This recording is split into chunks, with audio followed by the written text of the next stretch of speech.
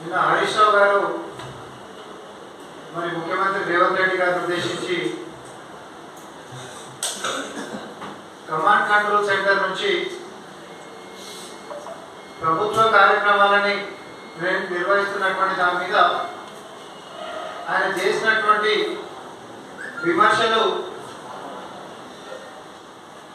హరీష్ రావు గారు ఆకాశం దిక్కు చూసుకుంటా ఉంచుకున్నట్టే అనేటటువంటిది ఒకసారి నేను గుర్తు చేస్తాను.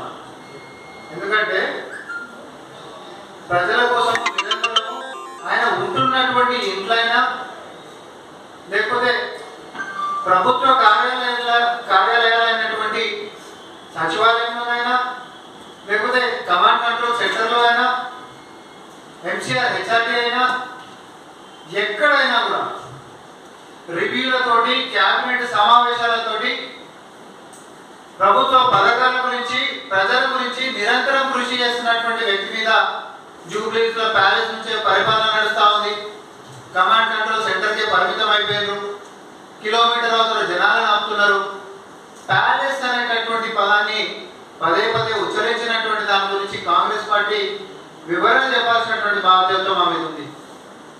తెలంగాణలో ఉంటున్నటువంటి ప్రతి గదిలో చిన్నపోరగాన్ని అడిగినా కూడా చెప్తాడు, ప్యాలెస్ ముఖ్యమంత్రి ఎవరు అనంటే కేసీఆర్, ప్రజల ముఖ్యమంత్రి ఎవరు అనంటే రేవంత్ అన్న అని.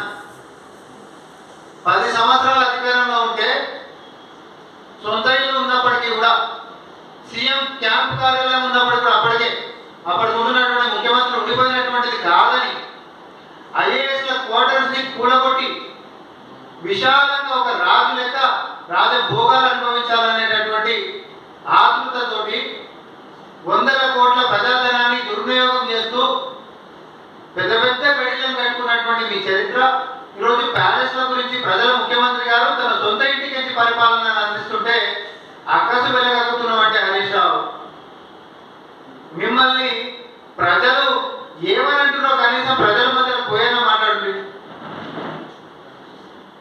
సచివాలయానికి ముఖ్యమంత్రి గారు పోదలేరని మాట్లాడతారు. వీళ్ళు అధికారంలో ఉన్నప్పుడు ప్రభుత్వంలో ఉన్నప్పుడేమో అహంకారం వీళ్ళకి కన్ను నెత్తికెక్కినుండే, ప్రతిపక్షంలోకి వచ్చినాకనేమో అసలు కళ్ళే కనిపించుకుంటాయి. నినాదం ముఖ్యమంత్రి గారు ప్రెస్ మీట్ ఎడికేసి పెట్టినండి, మన ప్రెస్ మీట్ ఎడికేసి మాట్లాడారు, సచివాలయంలోకి కాదా?